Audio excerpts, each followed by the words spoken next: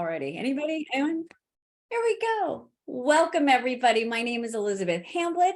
You can find me on lots of different services at LD Advisory or Elizabeth Hamblet. I am the author of From 7 Steps to College Success, a pathway for students with disabilities, for which I have interviewed one of our two wonderful guests today and speakers. So I talk to people all the time about what the college environment looks like for students with disabilities.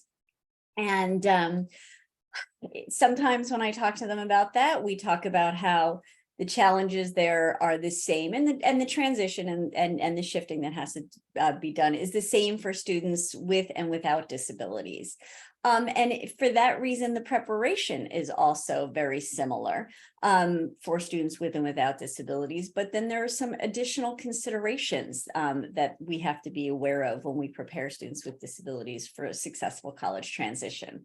And so I have the great pleasure today of introducing you all to my friends and colleagues, Elizabeth Cooper and Kyle Kane of the College Consulting Collaborative.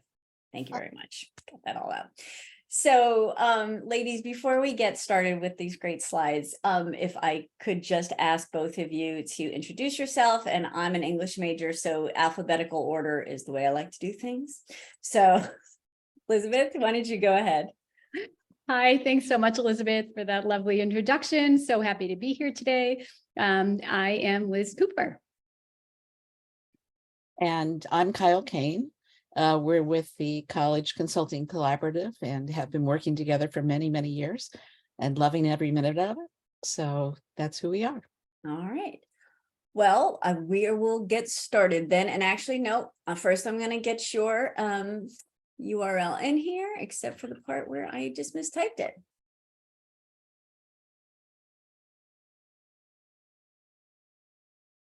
And while I'm typing this and putting this in, Kyle, if you would actually talk a little bit about, because you're one of the founders of College Consulting Collaborative, aren't you? I am. We've been together about 15 years. We have, throughout that time, focused entirely on students who learn differently.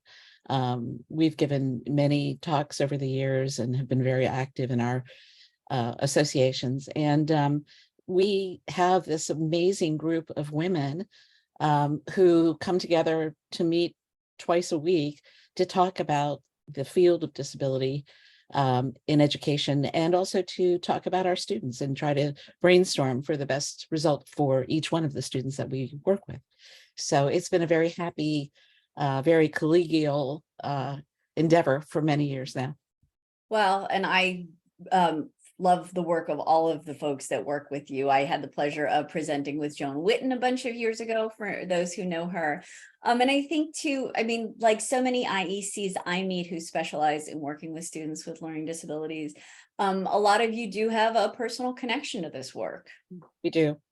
In fact, all of us have a student or a child of our own who have had difficulties. And to be honest, that's what led me to this profession. This is my third or fourth profession, but it was because of my son's difficulty in college with ADHD that really solidified my interest in finding ways that other parents don't have to go through the horrible stuff that we went through with my poor son. And I think that that's a common theme, at least in some of the independent educational consultants I see. So, you know, and I think that's great because I think you can both empathize and sympathize with parents and, you know, have been there. So this is going to be an interesting challenge because I am running the slides today plus Facebook. So y'all strap in and be prepared for possible technical glitches. And for those who are watching, we are going to take questions at the end because I am maxing out my executive functions today. All right, so let's have a look. Okay, here we go. And then ladies, just prompt me when you're ready for the next slide. Yeah, you can go back to the first slide, Elizabeth. We're going to start there. Perfect. Good. Well, thank you. Should we go on in? Yeah. All right. Good. So we're going to start at the previous slide. So just a very warm welcome to everybody. So nice to be here today for this conversation. So I'm Liz Cooper, as I mentioned, and you've already met Kyle. And we're just so happy to be here with you today. As you'll hear, what we're talking about is something we care deeply about, and we love collaborating with other professionals like Elizabeth, and we love talking with parents. So Kyle and I are both principals at the College Consulting Collaborative. We're a national firm, and as Kyle mentioned, we all specialize in working with college-bound students with learning differences. So that would include learning disabilities, ADHD, autism spectrum disorder, and anything really that's impacting their learning, any learning differences that are impacting their ability in school. So we all come from other careers, as Kyle mentioned before. So Kyle and I and our other colleague, Sue Cook-Christakos, are all attorneys. We all are formerly practicing attorneys. Our colleague Joan Witten, who Elizabeth mentioned before, has a background in education, and our other colleague Lori Weiss has a business background. So we all came to this work because at least one of our own children has learning differences. And that really informs everything we do, why we do our work, and why we are so passionate about it. We're all professional members of IECA, which is our professional association. We all hold a specialty through IECA designation for working with LD/ND students, which means that we've had extra training and a special interest in working with this population of students. We've all held leadership positions at IECA. In fact, I'm currently serving in my second term as chair of the IECA LD/ND committee, following in Kyle's footsteps and our colleague Joan's footsteps as well. And we're really proud that we have collectively trained hundreds of educational consultants on the special considerations of working with LD/ND students. So today what we're going to do is we'd like to share our learning over the years in the field. We're going to be highlighting what we believe to be the critical elements for LD/ND students to develop college readiness skills before they transition to college. So we're thrilled to be collaborating with you today, Elizabeth. As I'm sure many, if not hopefully all of you know, Elizabeth is on the forefront of furthering knowledge and understanding about the important considerations to enable LD/ND students to have a really smooth transition to college. So really excited about our conversation with you today. Please, as Elizabeth mentioned, put your questions in the chat, and we'll be sure to save time at the end to answer them. So next slide, please. All right, and as I'm advancing, I would like to share my thought that perhaps understanding readiness is more art than science. Yeah. Oh, yeah. Completely agree. So what you see here are these are the components of college readiness, but really it begins and it ends with students understanding some really important factors. First, and most importantly, who they are. Secondly, what they need to succeed. And thirdly, what they care about. So it sounds pretty simple when you put it like that, but it actually can be quite complicated. So we find college planning and preparation is a process that really requires student buy-in, ownership, and accountability. And it can be really hard, right? As parents, we love to support and help our students, but the students must really learn and drive the process. So we know that many of you might not think your student will do this, but the good news is that with purposeful planning and practice, you'll find that they can rise to the challenge. And it's also important to remember, as Elizabeth suggested before, more art than science, right? They may not be perfect in every category, right? But we find that many of our students can become good enough in each area to become college ready. Next slide, please. I think that's such an important point too, right? It's like knowing where that line is really hard, but so hopefully this one feels at least like something you can laugh about, right? It probably feels a little bit familiar. So here you see a dinner time conversation between Jeremy and his mom and dad, right? Definitely has a familiar feel to many of us, I'm sure. So you may find that your student has absolutely no idea about college and no interest in college planning just yet.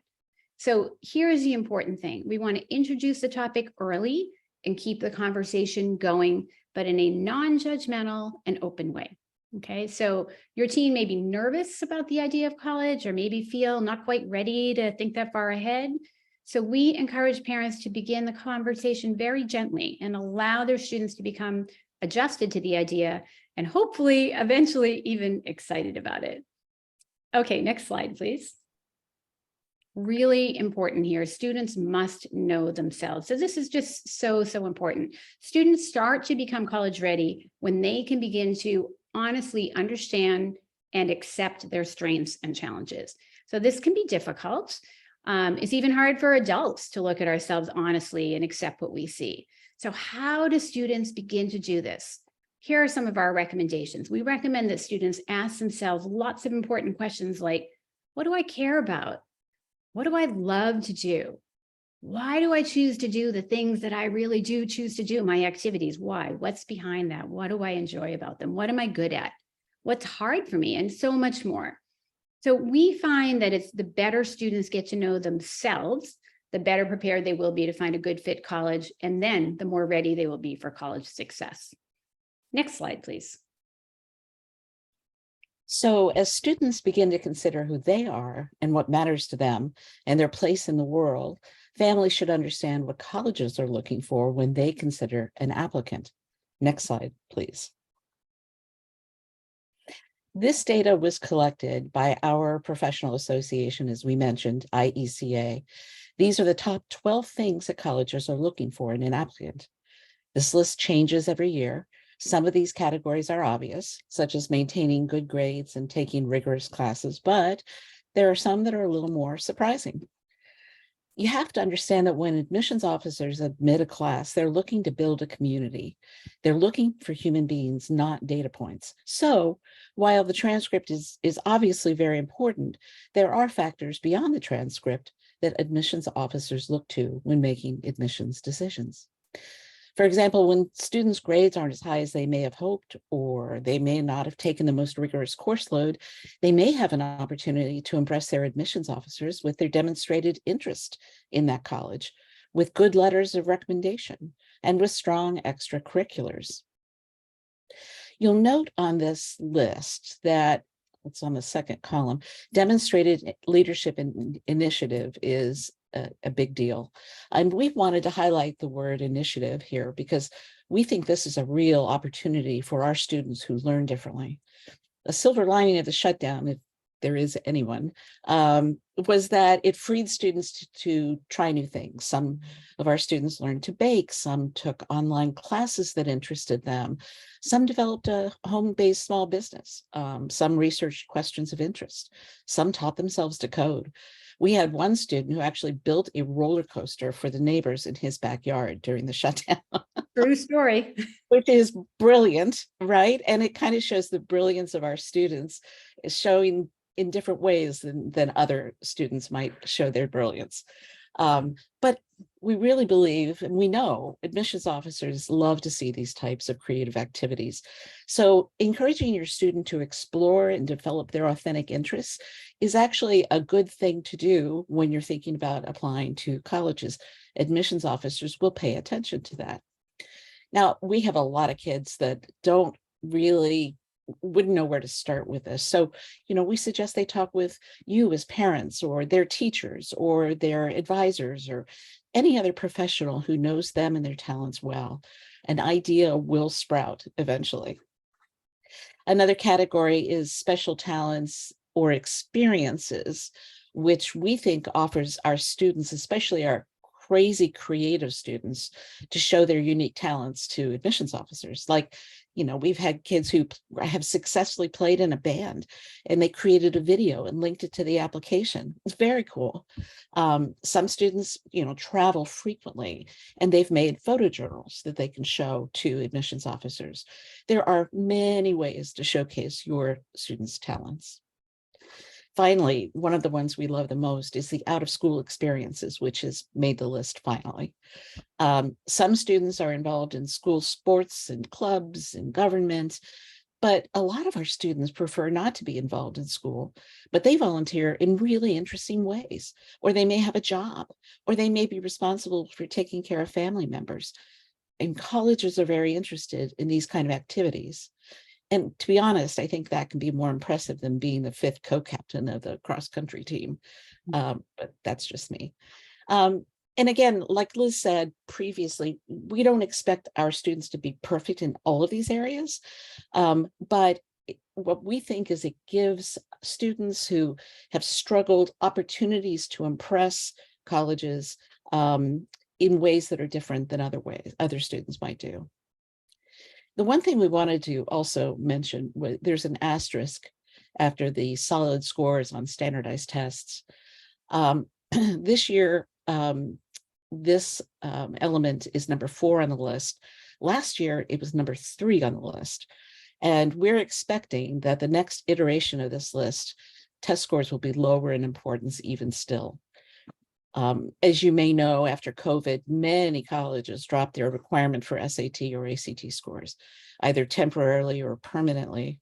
In fact, right now, approximately 2,000 colleges are test optional or test blind.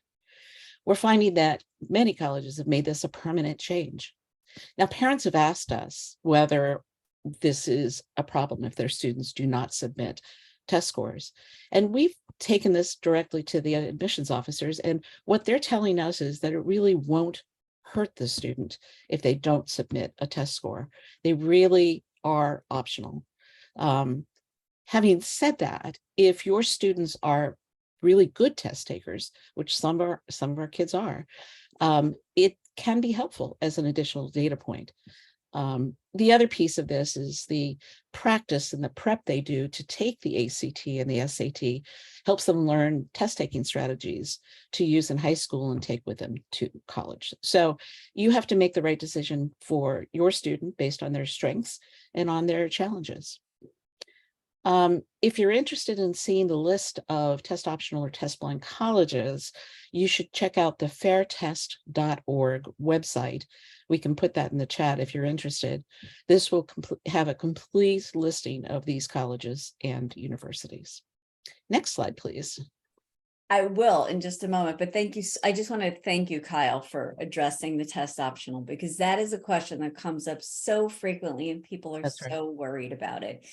That's right. And, you know, one of the things that I hear a lot is like, it feels like people think if they don't submit the scores, that is a red flag. And I think folks should be aware that there are lots of reasons why students don't submit scores. Some students just don't take it, and it's not because they have a disability. Right, exactly. And I've always thought it was wrong to take performance on one Saturday morning or, to determine the entire college progression. It just seems wrong to me. So the fact that it's becoming more holistic is a win-win, I think, for everyone. Neurotypical, neurodiverse, whatever. I think it's a real good thing. So. Okay. So knowing the differences between high school and colleges is also very important. As students move from one year to the next in K through 12, they find that the work gets harder, but the expectations, the essentials generally remain the same. But in college, this is not the case. College is not 13th grade, as you know. But we find it's especially helpful to have explicit conversations with our students to ensure that they understand the differences more clearly. In the next slide, we're going to point out 2 significant differences, although there are many, and we do have a complete list if you're interested in seeing it. But the 2 that we really focus on is the differences in the governing laws and the shift in the students' responsibility, how they engage with their learning. Next slide, please. So the students and family need to understand that when students walk across that stage at the end of the year, shake hands, receive their high school diploma, they are never again covered by the IDEA or the Individuals with Disabilities Education Act, which is purely an education law governing K through 12 students. From high school graduation on, in college, in the workplace, students with learning differences or other disabilities will be covered by 2 separate laws that interact with each other. The Rehabilitation Act of 1973, specifically 504 Part E, and the Americans with Disabilities Act, or the ADA. Simply put, the IDEA requires K through 12 schools to ensure the academic success of students. The Rehabilitation Act and the ADA merely guarantee a student's access to the academic curriculum. These are what we call self-serve laws. No one will come knocking on your student's dorm room to ask if they need accommodations. There is no assigned case manager like in high school. It is completely the student's responsibility to self-disclose and self-advocate. And if they're not prepared for this, it can be a really tough thing to make the transition to college. Next slide, please. And I just want to make a note too. I want to follow up on something Kyle just said. When we talk about disclosure, we are talking about disclosure to the disability services once they enroll. So it's really important to know disclosure in the application is completely optional. Students can say what they want about their disability or choose not to. Colleges can't ask them. But I see this issue get muddied a lot when I look online. We are talking about if you want to have accommodations. I love that self-serve law. That's awesome. Students have to approach us, and at that point, when they register with the office, that is considered disclosure as well. Just so we have the terminology. And also to understand that it's confidential process. When you disclose to disability services, they do not reveal that to anybody, including admissions. So the confidentiality is important. This is our little chart that we've put together. There's a bigger form of it. So as I said earlier, if you want a copy of it, we're happy to share.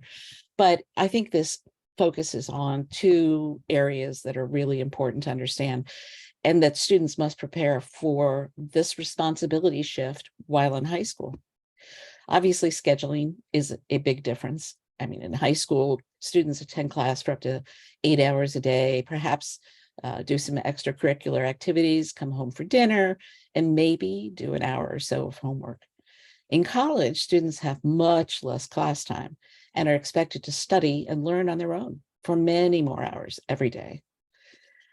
The second piece is that the contact with the teacher is much less, decreases in frequency, and in large classes, profs may not even know your student or even be aware if they show up for class. Students will need to become comfortable attending professor office hours in order to develop relationships with their professors and seek help when needed. Many of our students are really loath to do that. And so we urge them to sort of practice that in high school with the teacher, you know, and make sure that you're able to ask for the help when you need it.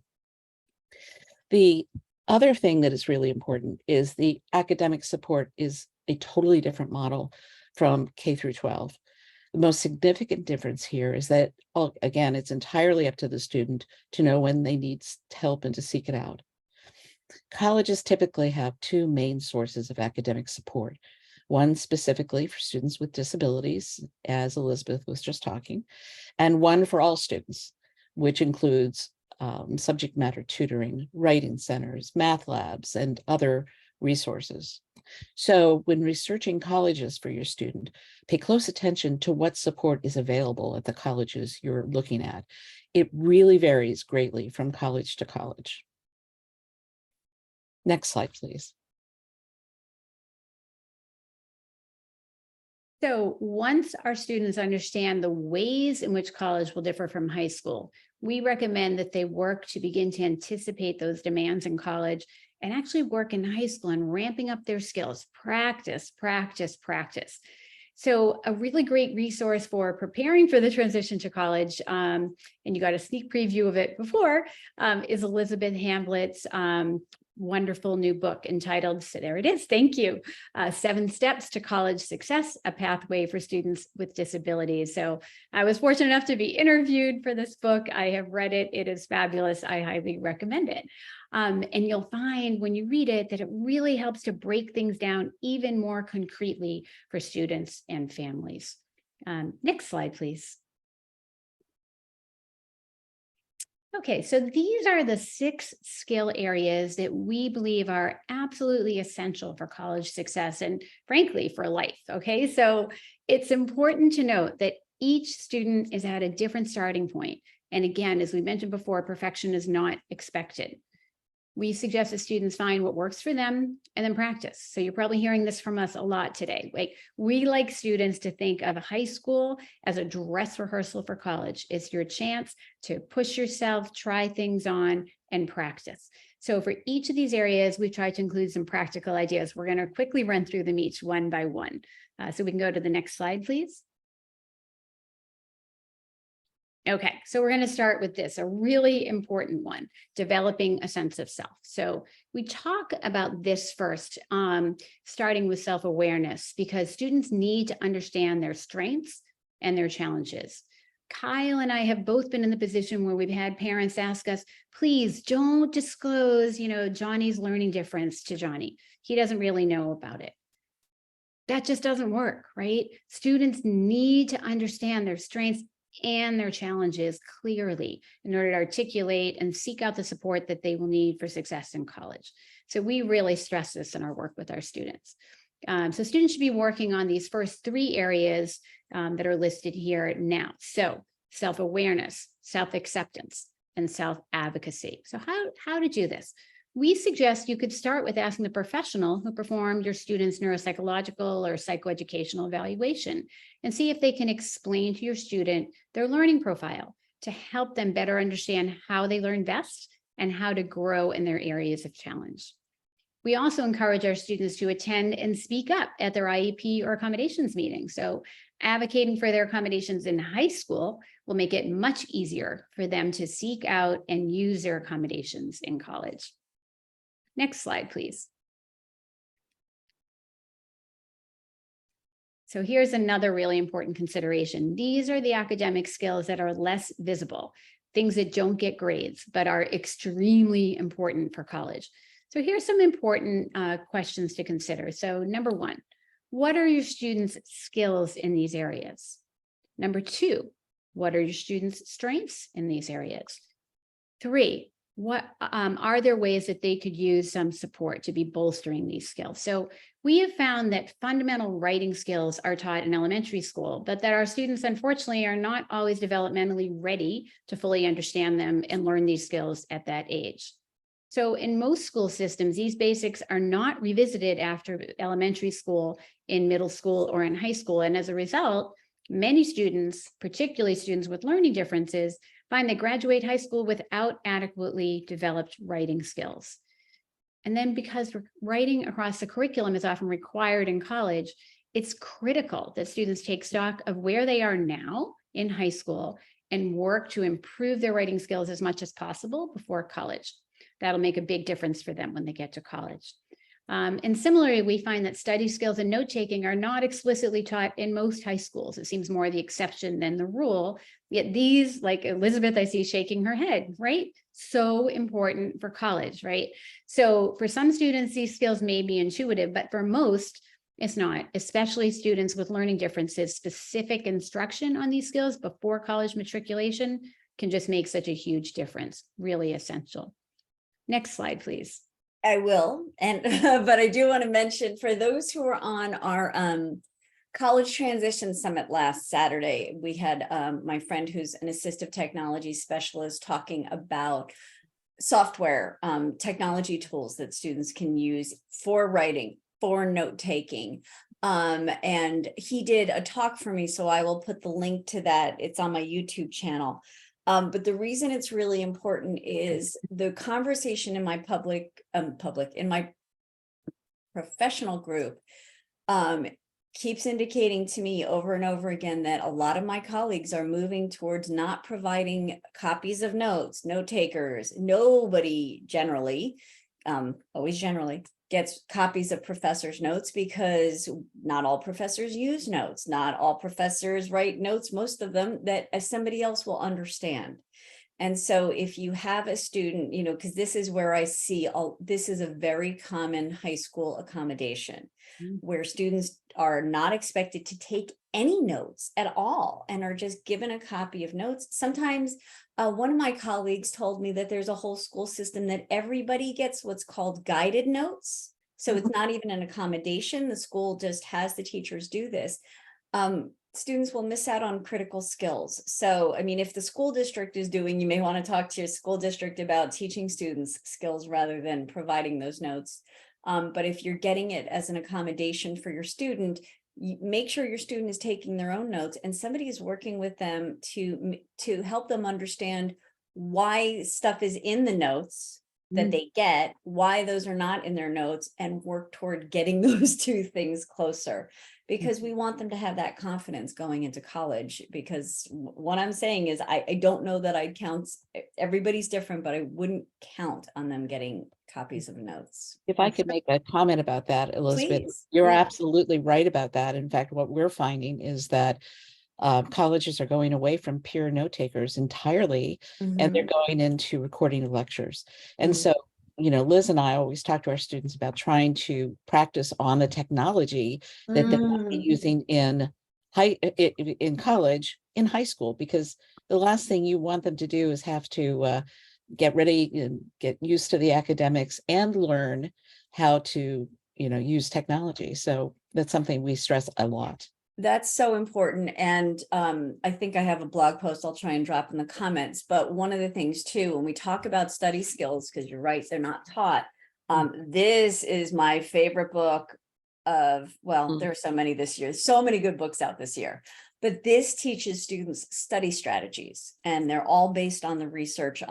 This guy has a TikTok account. He's an amazing cognitive scientist. So I'll put that link in there. But there are lots of opportunities to learn those skills. So now let's talk. Yeah, I love that. And to your point about assistive technology, Elizabeth, I would definitely encourage people to watch what Elizabeth is talking about, this presentation, because learning about assistive technology now can really help a student have a jump start when they get to college. And we suggest, once our students know where they're going to college, to meet with disability services and find out what the technology is available and see if they can practice with it before they get to college. So on the first day of class, they're not figuring out, how do I use this technology? They already know, and some colleges even provide training in that. Great, thank you. Excellent points, Elizabeth. Okay, we can go to our next slide. So hopefully you're laughing as you're taking this all in. Kyle and I love this visual. Okay, now look closely. Okay, do you see that teeny tiny yellow spot in the very back and bottom of the brain? If you look closely, it's labeled memory for chores and homework. Okay, so now try adding college essays and college applications right there in that teeny tiny space. You can only imagine what happens, right? This is a huge, right? This is a huge challenge. So as many of you know, studies show that students with ADHD can be 1 to 3 years less mature in prefrontal lobe development than their neurotypical peers. So what does this mean? So this translates to less efficient executive planning and follow through. And it's really important to remember that the frontal lobe of students with ADHD is not fully developed until they're in their mid-20s, which is for most students after college graduation, okay? So this directly impacts our students' high school performance, college readiness, and independent skills. And Kyle and I really find it's really important to remember, and we always encourage our parents of students with ADHD to really remember that students with ADHD, they have a real biological brain difference. So what we may see as parents as lazy or procrastinating behavior, it's not actually the case. It's hard wiring, and importantly, it's not volitional. Next slide, please. Just jumping on to say, I love this video. Isn't it the best? So I love that. And every time it makes me smile. Well, it makes you look at students differently when you think of what that graphic is showing. So, okay, so this is a equally important visual, but of course a different flavor. So this is ADHD expert Thomas Brown's model to explain executive function challenges of students with ADHD. We really like this because it very clearly delineates the many components of executive function. So when you see all the components laid out this way, you begin to understand that encouraging students to just focus just doesn't work. So we know that many students with or without a diagnosis can struggle in all of these areas. We find, however, that successful executive function is the key to a college student's success. So we recommend academic or executive function coaching or a college readiness summer program to help students bolster these skills before college. There are some tutoring firms that can help students develop these skills, and there are some summer programs available. For example, Landmark College in Putney, Vermont offers a program called the Landmark College Summer College Readiness Program. I think I got that right. So getting these supports in place now can really help your student get off to a better start in college. Next slide, please.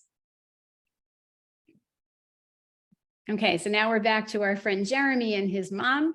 Need we say more, right? So I'm sure this conversation between Jeremy and his mom looks familiar to many of us, right? We've all done it. I've done it. Kyle's done it. I'm sure Elizabeth has done it, right? We all have stepped in with the goal of being helpful to our student, only to find that we're encouraging them to be reliant on us and not ourselves. So our advice is that as painful as it is, we recommend parents begin to empower their student to take on responsibilities now. So some examples, how empowering them to set their own schedules, arrange their own meetings with teachers, make their own appointments like tutoring, haircuts, things like that. So obviously we can't just stop cold turkey, but we do need to scale back slowly and provide scaffolding to model and show our students how to take on these responsibilities for themselves. Next slide, please. So a lot of people will talk about the helicopter parents. We call them the snowplow parents because they've had to take on an enormous burden to get their student through college or through high school successfully. But we have to back off that at some point, and high school is the time to do that. This is one of the hardest parts of parenting a teen, standing back to help our students become independent. It's really tough. But I do believe parents need to prioritize allowing and even encouraging students to develop the abilities to speak, to think, to act for themselves without our input or our prompting. Our advice is don't just do something, stand there. We know it's very hard to do. I struggled with this for many years, but it's really important to make the effort because you don't want the first time for using any of these skills to be in college. You want it to be in high school where you're there and you can help them find a way to grow from their experiences. Next slide, please. So among the important traits for students to work on in high school is this social and emotional competence. And again, we know our students are at various levels in the ability to work on these skills, but it's important to talk about it and to try to get students to become more comfortable in this space. So, think about them going to a college dorm. They need to suddenly manage things such as their screen time, their sleep schedules, how to live with a roommate. This is a lot. These skills need practice prior to college. So for students who've never been away from home before, this can be really hard. There is obviously a resident assistant in charge of dorm floors and tasked with helping students. However, they aren't always effective. Face it, they're typically only a year or two older and a year or two more mature than your student. So having students practice this before they get into the college environment is really important. It's a good idea to send students away from the family over the summer for, a week, 2 weeks to get that experience of having to be independent, live with a roommate, have those experiences with whatever the appropriate level of support is for your student. We also plan or recommend that parents plan early to maintain continuity of care in college. What has allowed your student to be successful to date? Obviously the family, but a therapist, is there a special tutor? Is there another professional that has become really important in your student's life and your student's ability to succeed? You can't just leave that at home. When your student goes off to college, you need to think about how you can support the student in a similar fashion ahead of time before they get to college. Our philosophy is really that students should begin college with as many supports as possible, either inside or bringing it from the outside in the beginning of college, probably more than they ultimately will need. Over time, they can shed whatever support is not helpful, but they may find that that support is very useful that first semester. Mm. Another consideration that we always talk about with our students is, how do you handle your medication? If you have medication for ADHD or other conditions, you need to have your students start learning how to manage those meds, how to take them on their own without prompting, and track when they need refills. The refill piece was a real problem when I was sending my student off to college with ADHD. We hadn't figured it out before, and it was really silly. We should have. We recommend creating a plan now for how and where the student will obtain refills in college. It's something I hadn't thought about until he got there, and that was that was a problem. Next slide, please.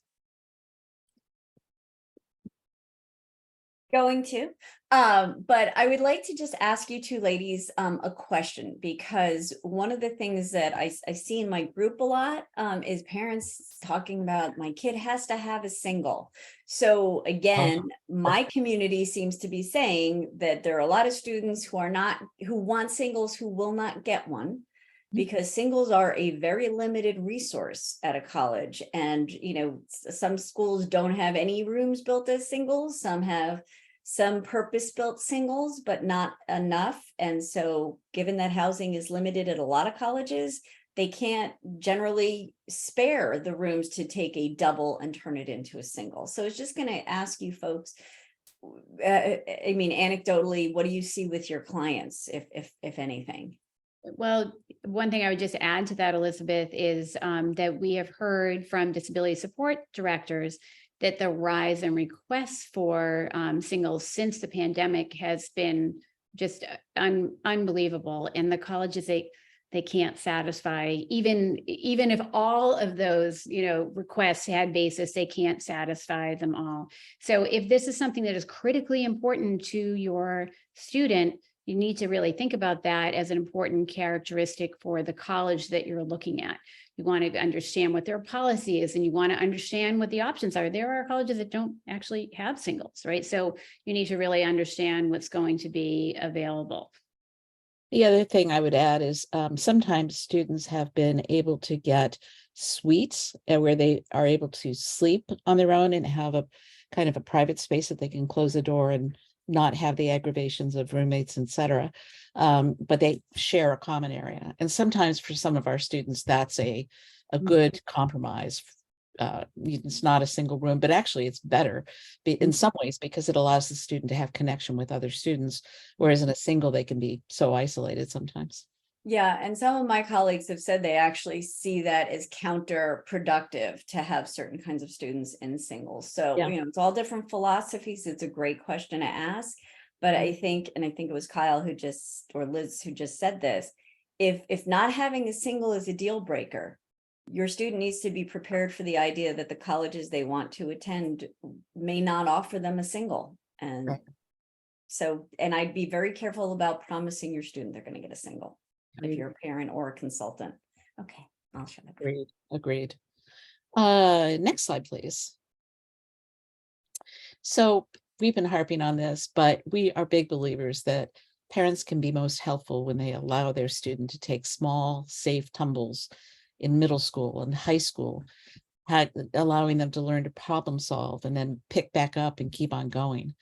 We want the small failures to happen at home, where there is support available if and when needed. We love this little slide because it's such a sweet little a graphic, but I think that this is a thing that we're seeing less and less with students after COVID. I think is they are less resilient after that horrible experience, and they really need practice at rebounding from mistakes. If they do that, they'll be a resilient, independent, self-motivated student. It's easier said than done. I know that. But there is a really good book out there that we would highly recommend reading. The Self-Driven Child by Bill Stixrud and Ned Johnson. incredibly valuable resource for parents of high school students. We're on the same page. I dropped it in the chat. They're It's one of great. my favorite books. I just Yeah. loaned it to my sister, great. who's now the parent of a high school freshman. I wish I'd read it when my kids were younger.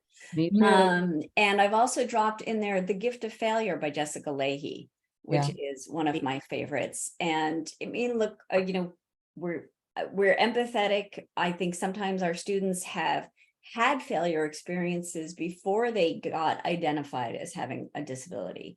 And so parents love their children and they don't want to see that happen again. But the preparation that you're talking about really involves everybody knowing what they can do when they're not getting all this kinds of support. They're probably not going to get a college. There used to be a book called The Blessings of a Skinned Knee. I don't know if it's still in. And Wendy, I just love that. You know, to me, that's a important lesson to take. So, All right. Next slide, please. So it's important to understand what colleges offer because it varies greatly from college to college. You need to see, you know, engage in the exercises we've talked about to have your student become more independent and self-sufficient, but then you sort of need to take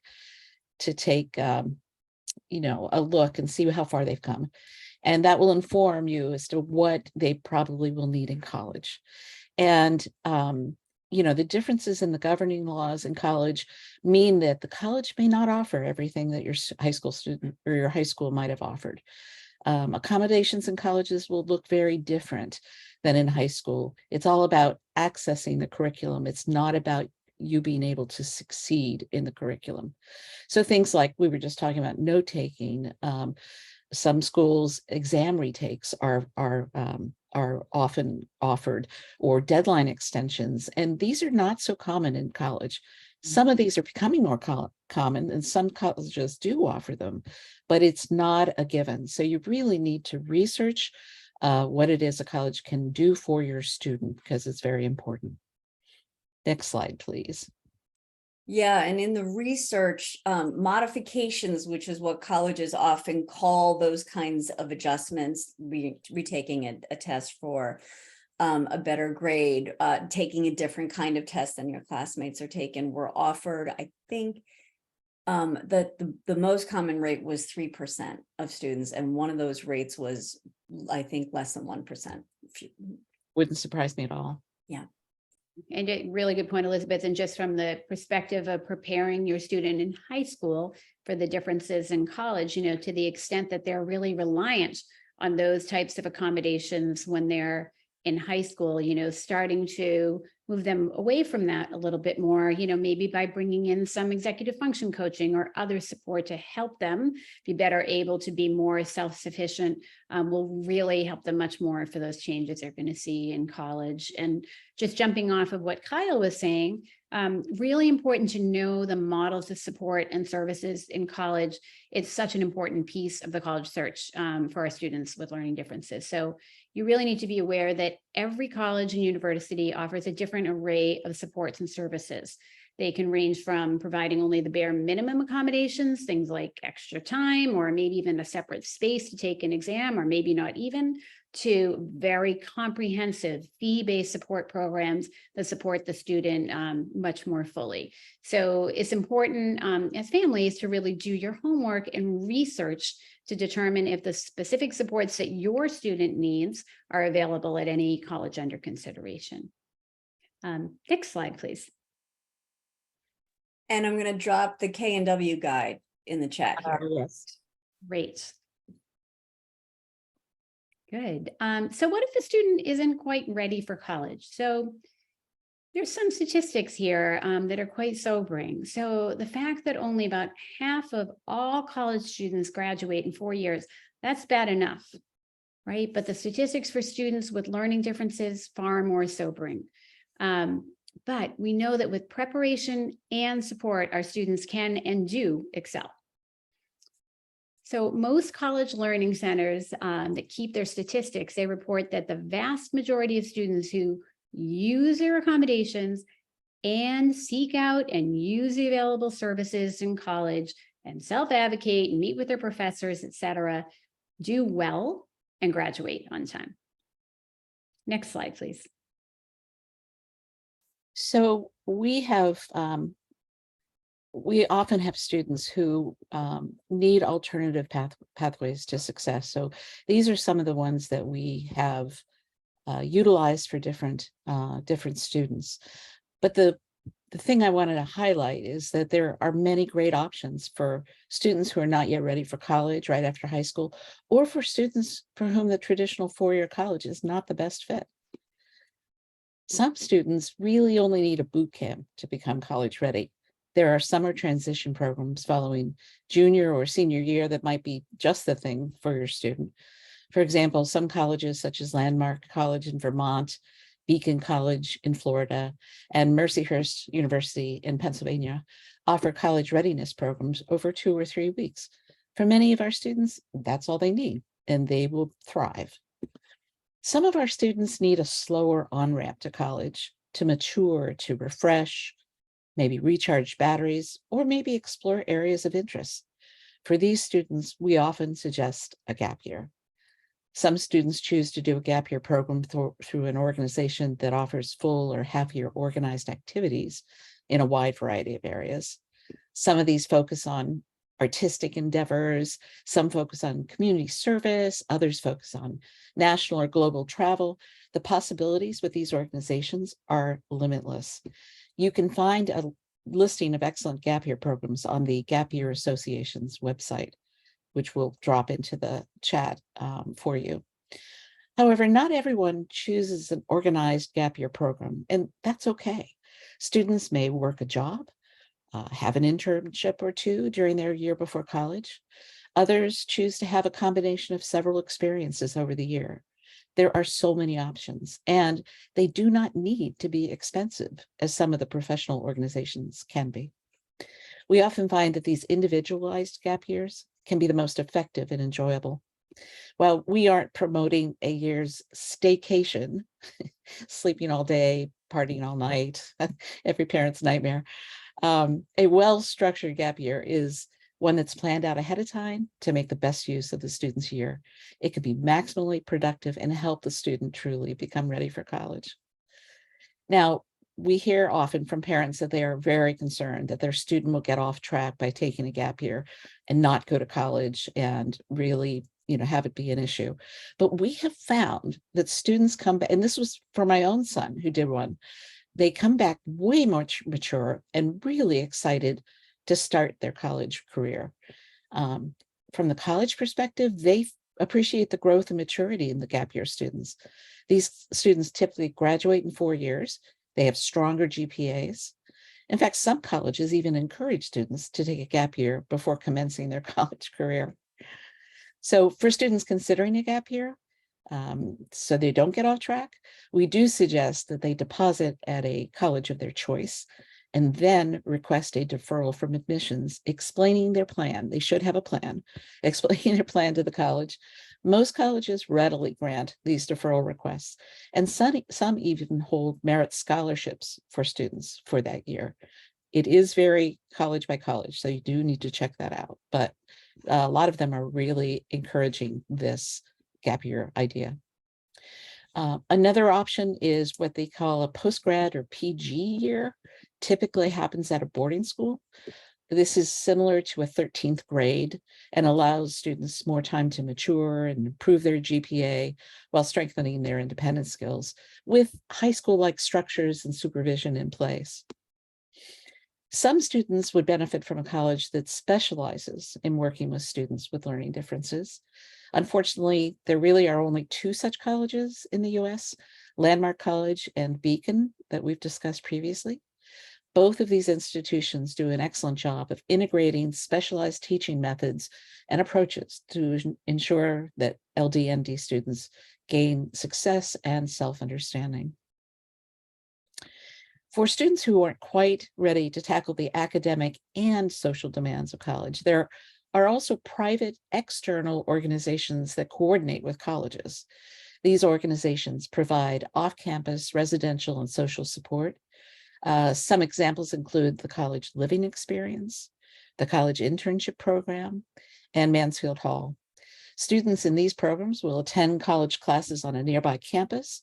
For example, Mansfield Hall is within walking distance of both the University of Vermont and Champlain.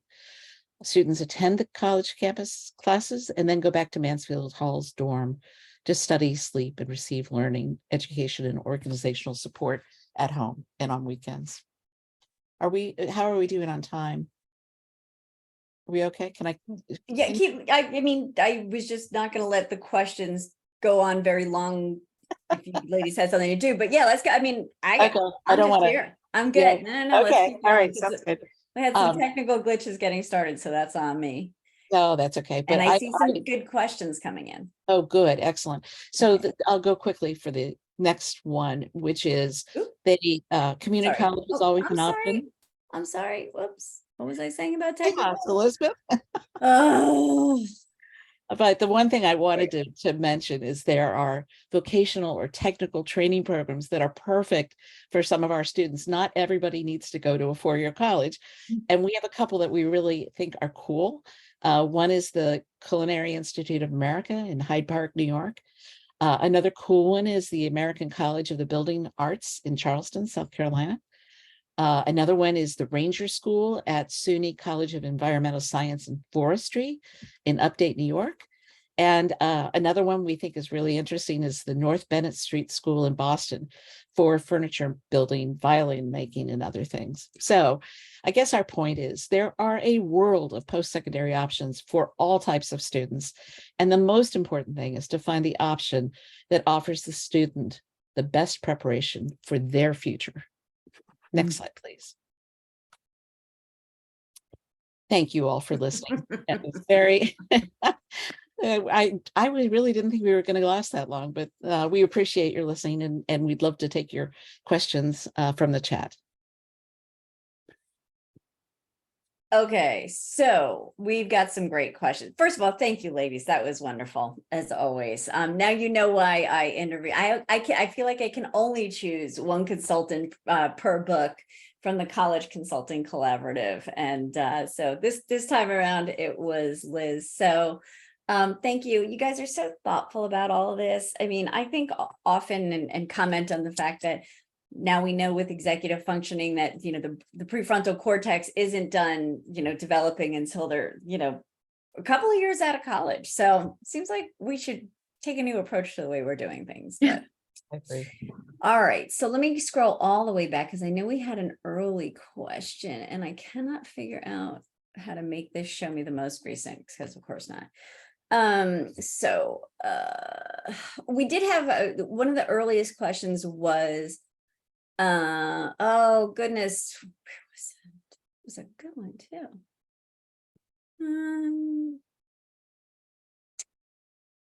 No, why would that be easy? Okay, well, let me start with this one while I look for the other one. What would you recommend for a student who might need a gap year, but wants to participate as an athlete as a D1 through D3 school? Does the gap year put them as a disadvantage to participate as an athlete? Do you know anything about that, ladies? I know a little bit about it. There are, well, I don't know if they're gap years necessarily, but there are PG-13, in fact, organizations for kids that want to improve their athletic prowess. I know in hockey, this is a big deal. And then they apply to college after a year or so working with these boarding schools that actually feature the sport that they want to become better in. So that's really all I know about it. I don't know, Elizabeth, do you know anything? I mean, the only thing that I guess I would say is that that is a really specialized area, you know, advising athletes. And, you know, there are consultants who do, Kyle and I are not among them, but there are consultants who do specialize in working with athletes and helping them, you know, be the most prepared possible for recruiting. Yeah. Okay. And if you're the parent that put that first comment in, could you put it back in, because it seems maybe you took it down, but I'm having trouble tracking back to it. Karen wanted to know, what about Thames Academy or Thames at Mitchell College? Is that on par with Landmark and Beacon?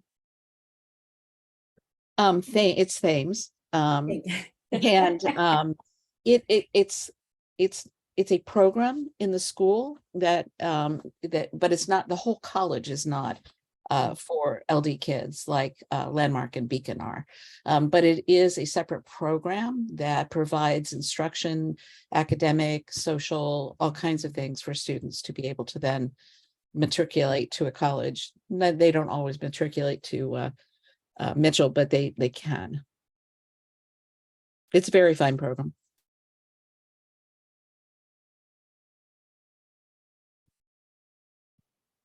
Elizabeth, you may be on mute. Of course I am. I have somebody I know who's sending their student to a, it's not really, it's a gap year, I guess, if you want the student to not apply to colleges, I think, but Franklin Academy in Connecticut has like a PG year that I think is, I don't know if it's specifically for students with disabilities. Oh, thank you, Karen. Yes, okay. My kid knows exactly what he wants to do, but he's missing so many skills. Who can help him with the many executive functioning skill gaps? So there are some summer programs. We mentioned a couple of them in the presentation that can be really helpful. Landmark College has some programs, as well as Beacon College. However, there are also, if that's not workable for your family, you know, over the summer, there are private firms that can work one-on-one with students on executive function skills. And sometimes it can be really fun. They'll choose some kind of a project that involves multi-steps and lots of planning. And, you know, we had a student who did this big photojournalism project, and that was something that was kind of guided through with an executive function coach over the course of the summer. And by the end of the summer, they had really learned how to see this big project through till the end. And then that particular student stayed working with the executive function coach all the way into high school, and potentially will be taking that coach with them into college if the college they select doesn't provide sufficient coaching. And if you want to do some, you know, DIY executive functioning stuff, the books, the Smart but Scattered series of books is really good. Let me type that in here. And there's a book for teens. So there's at least some places to get started. How do you convince a student to ask for help? It's a great question. That's a hard one. I don't think we have the secret to that. But I do think we spend a lot of time with students and kind of reconstruct, okay, what happened there? Why did that happen? Could this mean you need a little extra support in this area? You know, I think the conversations are the important piece to getting a student to buy in. And obviously some kids will not buy in, and that's hard. But I think it's that, and having, you know, the one thing that we work on is having sort of a team around our students. So we're one piece of that team, and maybe there's another executive functioning coach that's a piece of that team.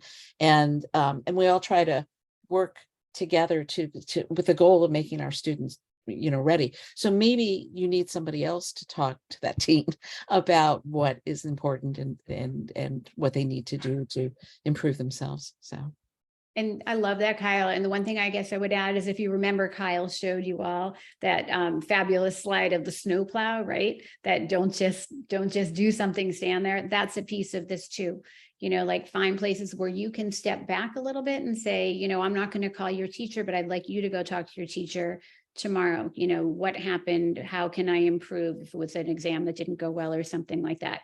So it's not going to be intuitive necessarily for the students at first, but kind of with your guidance, you know, stepping back carefully where it's going to work and encouraging them to take that step forward can be really helpful. I've also heard stories about special educators, resource managers, case managers within the school that will partner sometimes with, you know, finding small ways to encourage the student to build that self-advocacy skills while they are in high school. I was going to say too, I mean, some of my friends who are consultants work with families where the student is getting a lot of adult help. There is a tutor coming every day after school. And, you know, parents do everything out of love, and they do it because they want to support their students' success. But I think one possible outcome of that is some students feel like nobody trusts them to do well on their own. And, sometimes it can be instructive to pull back the supports, I think, just to see. And again, not to teach the kid a lesson about what it is, but sometimes they don't have a realistic view of what they can do on their own, what they can do without support. And I think that one way to do that is to say, okay, if you really feel like you're going to be able to do this, and, then they will potentially ask for the help back. But it could be instructive to have them not have somebody just always there, because somebody here said, their student has trouble with what we call in the field initiation, starting tasks, and struggles to put their phone down. And if you have an adult enforcing that and coming in every day after school and saying, okay, now put your phone away and here's where we're going to start.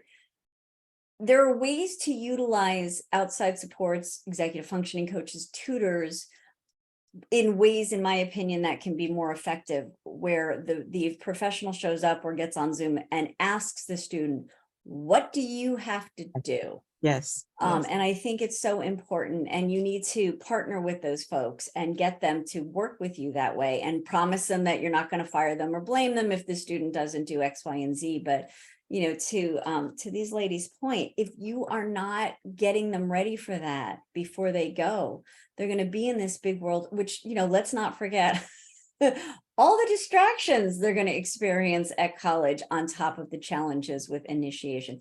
There is always somebody to goof off with in college. Always, always, always. There is always somebody who not only wants to goof off, but wants you to goof off with them, because misery loves company and avoidance also loves company.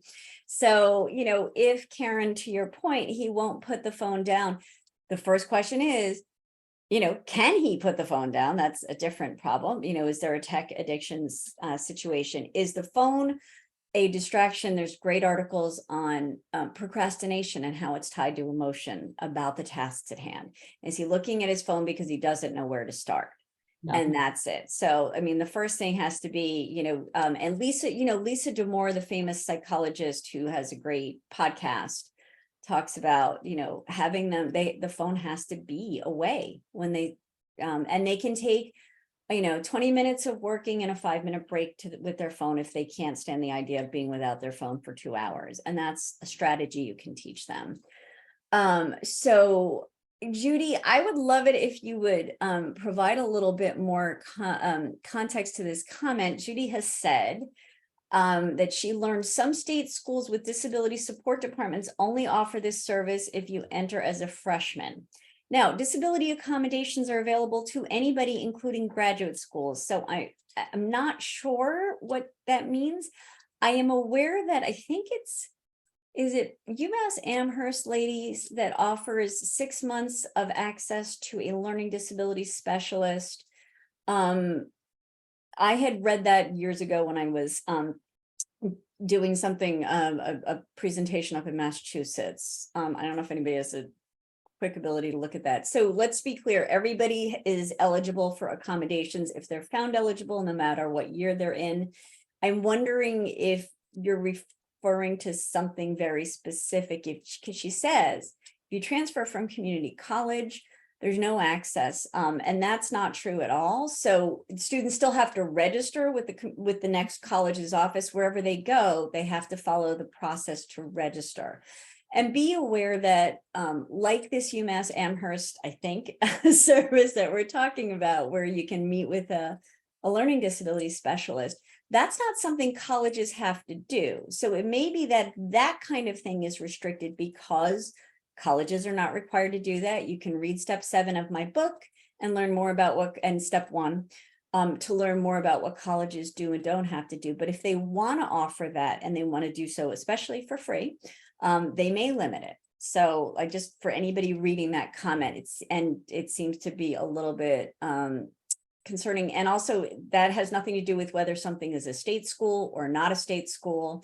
So please, Liz, you were Yeah, the gonna only say- thing, I don't know offhand specifically about UMass Amherst, but what I can say is that when we were talking before about the range of models of support, when I showed you that slide, there are some colleges that have their typically fee-based specific programs that may include things like academic coaching and things like that. Some of those programs are specifically for the transition to college, either only for freshman year or freshman. Oh, okay. So it could be something like that. I don't know offhand of one of those in a state college that's limited to freshmen and sophomores, but it could exist. But that's the only thing like that I've ever heard that is specific to freshmen and sophomores. Accommodations, if your student qualifies for 100% extended time or 50% extended time or a separate space for exams or whatever, that shouldn't change in the course of, if it's based on a learning difference, it shouldn't change in the course of those 4 years. Yeah, Judy, so comment and let us know if that clarifies that. Thank you so much, Liz. That's not something I was thinking about. And I am going to drop, there's a time management tool. I have one that I will drop in here. Folks, there is this amazing thing called Pomodoro. Pomodoro method, that's what I wasn't even going to mention Pomodoro for some reason. Of course, this is not giving me what I want. No, there we go. So here is the link to the so time management is partially about scheduling, in my opinion. So I'm gonna put in here the link to my page on setting up a weekly schedule to follow, because to me that is definitely part of it. Oh, yep. And then Pomodoro. And if one of you ladies could look this up, Kyle, I'll put you in charge. Can you get into that and send it to me? Pomodoro is a method that a lot of students use where they have a 2-hour study block, but it's 25 minutes of studying, reviewing, doing problem sets, 5-minute break, 25 minutes of studying, 5-minute break for 4 Pomodoro sessions. And it's called that because the guy who came up with it used one of those tomato-shaped timers, and Pomodoro is I'm obsessed with. Italian for yeah, a lot of the time he was not a student at the time. He was just, I think, some kind of consultant or something, and he found it really helpful. But I was going to look up one of my favorite tools. We talked about long-term we didn't talk about this, I'm sorry, but time management always makes me think about an accommodation that is not commonly approved at the college level that is at high school is extensions for deadlines. Yeah. Also kind of called extended time to finish papers and projects. So there are these things called assignment calculators that I love. And they student types in when they're going to start the paper, when it's due, what kind of project it is, and it gives them a schedule of deadlines to follow. Now, the student has to actually make themselves meet those deadlines. That's the next challenge, but I think it can be really helpful. And so that's something to consider. Start working on right now. Okay, Pomodoro focus. Did you see it? I put it okay. Oh, is it in the chat? Oh, even easier. Thank you. Yes, much better. And here is the link to Pomodoro. Okay. Nope. And I should tell you, when I first heard about the Pomodoro method, before assigning it to my students, I tried it for myself to tackle the linen closet. We all have one of those closets. Awesome. And for That's my so breaks, awesome. and I cheated, I did longer breaks, but for my breaks, I just got outside because it was a beautiful day, and I came back upstairs and I actually got through the whole closet. It does work. So That is amazing. Okay, and that is okay. So yeah, I mean, we all definitely, I do that to myself too, not formally, but sometimes when I'm working on a project that I'm really not enjoying, I will say to myself, if you just finish this part, you can take a break. So Judy has clarified, and Liz, I think you hit the nail on the head that Banacos. Nacos. Thank you. I've never actually heard it said. Yeah, Nacos. has an additional disability program for students with learning disabilities for free freshman year. But okay, so thank you, Judy. So that's actually really helpful. That's good to know. It is unusual, frankly, for students to have a disability program. And there's a real difference between accommodations and programs. Accommodations are the things colleges have to do, like extended time for tests, alternative format for students' readings, by which I mean accessible formats, so that text-to-speech software can read their readings aloud to them. Permission to record are all accommodations that colleges have to provide. But if they're going to provide like workshops that are special or reserved only for students with disabilities, they can limit that access because it's not mandatory. So thank you, Judy. That's a good point to bring up and a great question to ask. Thank you. But I've never heard it. Say it again for me, Liz. Banacos. Banacos. I am probably not going to remember that, but I will try. Let me just get through the rest of the questions so I can let you get on with your busy day.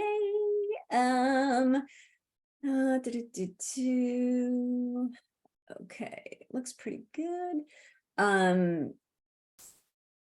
And okay, we got some nice compliments here. So what is the best way for people to get in touch with you?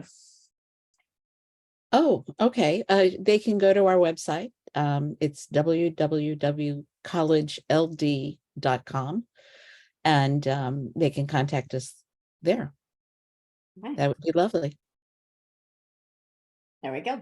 So thank you, ladies, so much for everything. As always, I learned something from you, and it seems like our viewers have too, but it's, you know, again, back to it's more art than science. I think you need to feel confident that your student is ready to go. And if you're having doubts, there's some opportunities here to go through these ideas.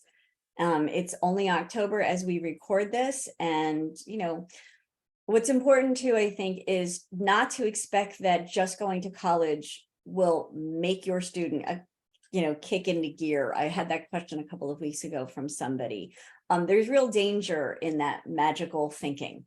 And I'll drop into the chat. There's a story from a woman who is probably in her early 40s now, from my second book, who went to college really not ready yet. And she said to me that she thought getting into college meant she was ready, that the college thought she was ready, and they knew this about her. And I think sometimes students think that too, but one of the best ways to find out is to see what they can do without all the supports. So, all right. Well, thank you so much, ladies. You. Our pleasure. Good day. Take care, everybody. Bye-bye now. everyone.